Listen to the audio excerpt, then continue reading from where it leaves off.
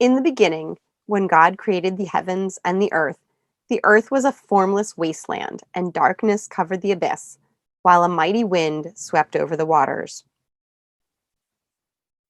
Hello, everyone, and welcome back to Pruning to Prosper. I'm your host, Gina Morton. Today, we are going to talk about how I know it's time to declutter and kind of rein in the troops here at my house. So, our opening Bible passage today was from the very, very first line of the Bible.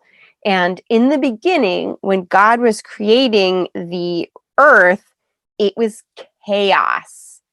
Okay. And then as we proceed through Genesis, you see that God separated day from night, the sky from the water. And then he had the water fill into a basin so the land would appear. So essentially, he spent the next 6 days kind of like organizing things and creating a home for all of his creatures.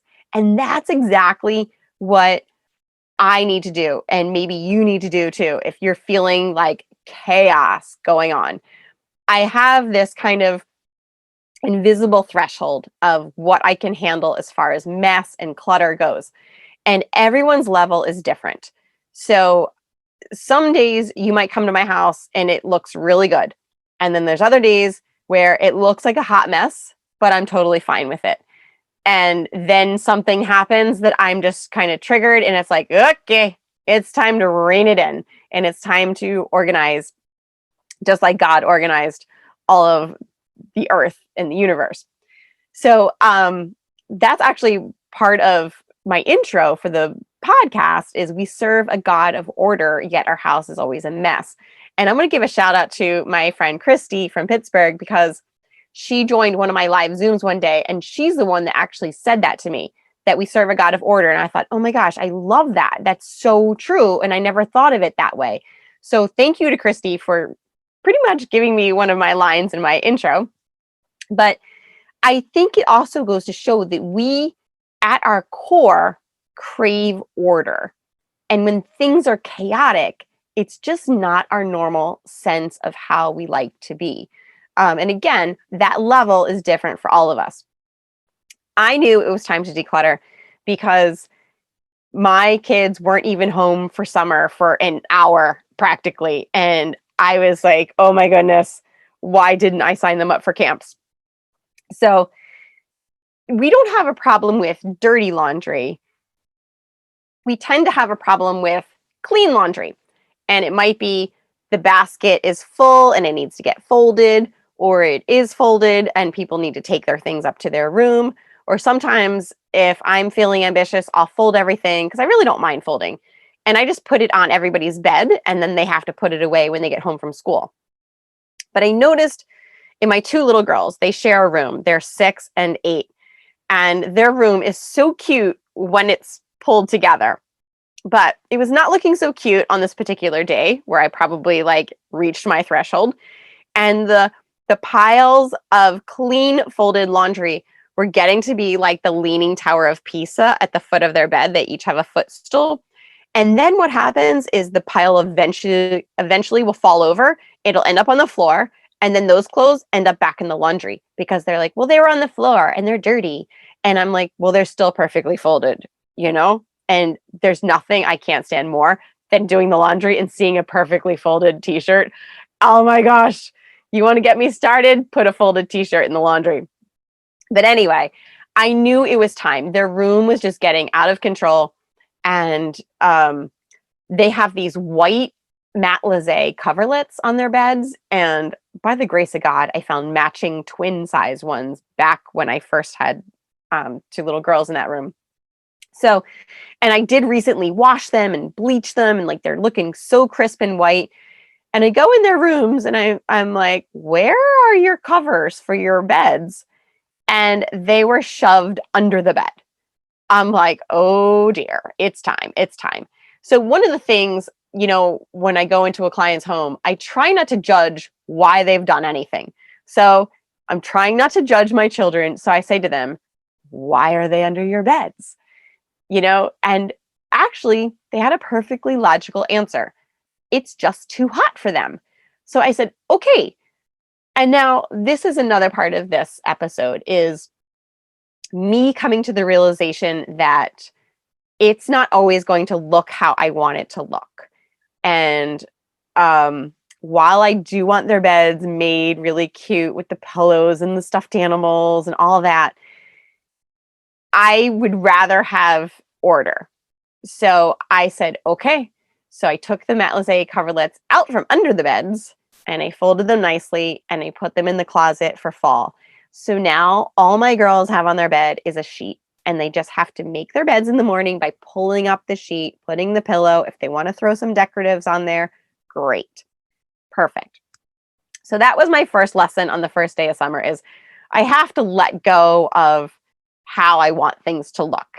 And their rooms are decorated how I like them decorated. So if it's not exactly my taste, okay. Like they did remove a piece of art this week and it's been replaced with a lined piece of paper drawing, but it's their room. Okay. So you have to make some concessions in motherhood, right?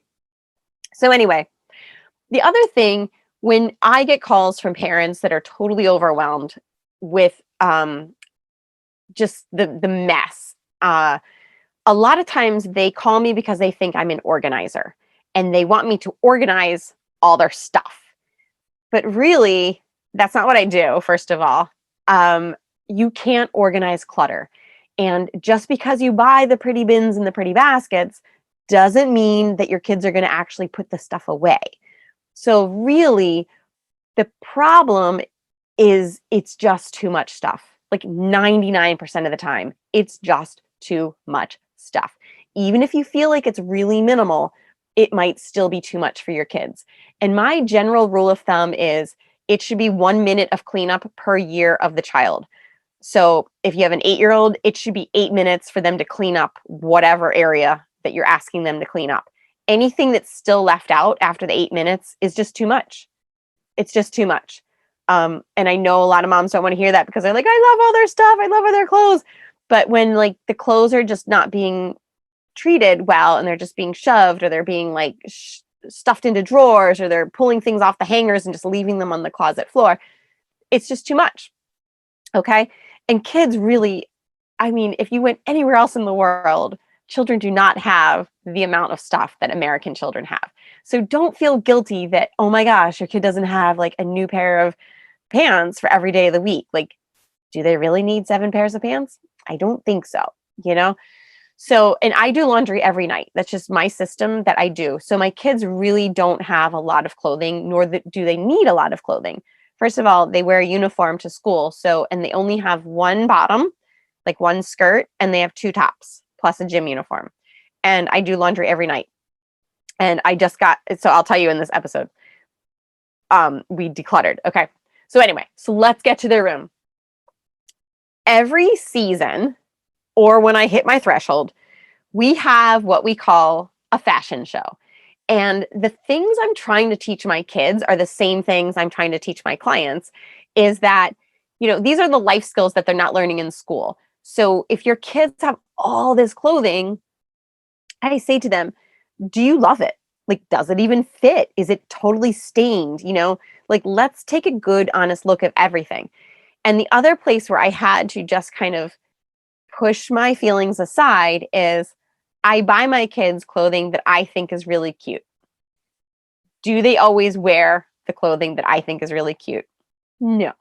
And a lot of times my husband will be the one that talks about it. He'll be like, why are the kids wearing the same old stuff? Like, don't they have clothes? Like, why don't you take them shopping? And I'm like, okay, let me take you to their room and I'll show you how cute their clothing is that still has the tags on it.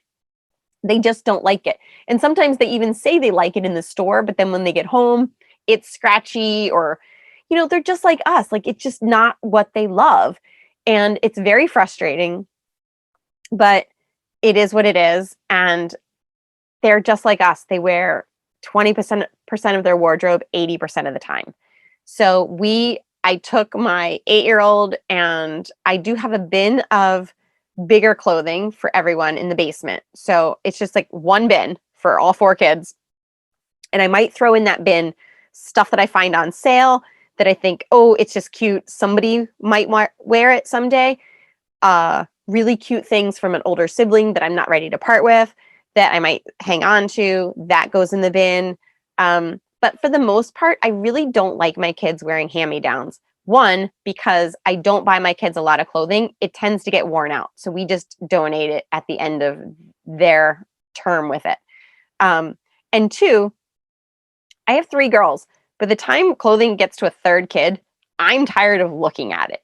So I do like my kids to have new things, and I just don't really want my kids to feel like they always had hand-me-downs just because there were 4 of them. So I do try to throw in some new things. We do ask for clothing for Christmases and birthdays, and that's how they kind of get new clothing. So anyway, I started with my girls, and we just went through every drawer, including underwear and socks. And I said, and here my daughter, she handed me like 5 pairs of underwear. She's like, I don't like these. And I just bought them. But she's like, I just don't like the way they feel. I'm like, okay. So I did put them in the bin for my next daughter down because they honestly were never really used.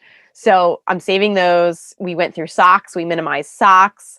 And then we hit all of the summer clothing. And really, some of the very favorite t-shirts that my older daughter kept, they are too small. They are very stained. But in the end, I did sign them up for camp a few weeks this summer. So I said to them, these can be your clothes that you wear to camp. And they're the ones I do not care about. So go to camp, tie-dye your little hearts out, do what you got to do, wear this outfit. And then we just go through all, like, if it doesn't fit, it gets donated. If the next kid down doesn't want it, like, I'll hold it up to my 6-year-old and say, do you want to wear this someday? Like, do you think you really like this? And she likes a lot of stuff from her big sister. So she said yes to quite a few things. So that's in the bin for her. And then we just proceed through every category: dresses, skirts, shorts, t-shirts. And I have a list of what they actually need. So I'll say, okay, you need like 2 things for church.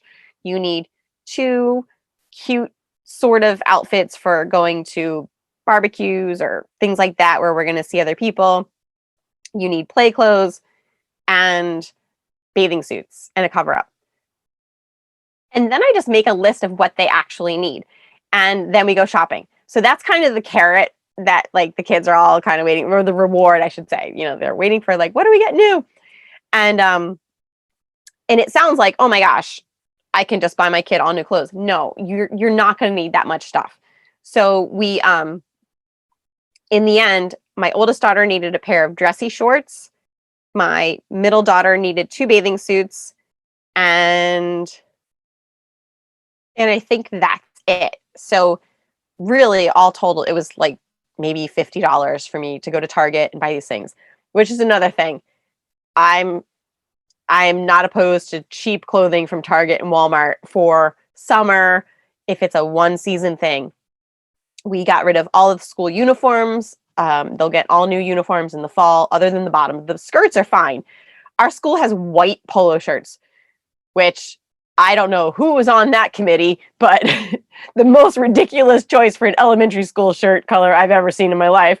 So we got rid of all of the white shirts, and they'll get new ones in the fall. And that's really, again, it's not a huge output of money because I'll budget for it, and each girl is going to get 2 plus a gym shirt because the gym shirt's also white.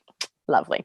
So that's it. We donated 2 huge bags to charity, and the rooms are in so much better shape. And I'll tell you, the mood of my children is better too, because they get just as overwhelmed as we do. So when they have less stuff and less responsibility, and it's so much easier for them to open their drawers and clearly see everything that they own, they're not rummaging through and pulling stuff out and making a mess, and clean clothes are getting put in the laundry because it's all just kind of getting tossed on the floor. So less, mamas. I am telling you, your kids will benefit. These are life skills you're teaching them forever, to really only own what fits, flatters, and makes them feel fabulous. Let go of your ideals of what their room's going to look like and what the clothing that they're going to choose is going to look like. It's just a season. You had your chance when they were babies, and now my 12-year-old daughter, she's kind of more fun again with the clothing, because we like to go shopping together now, and she kind of likes my style and my ideas.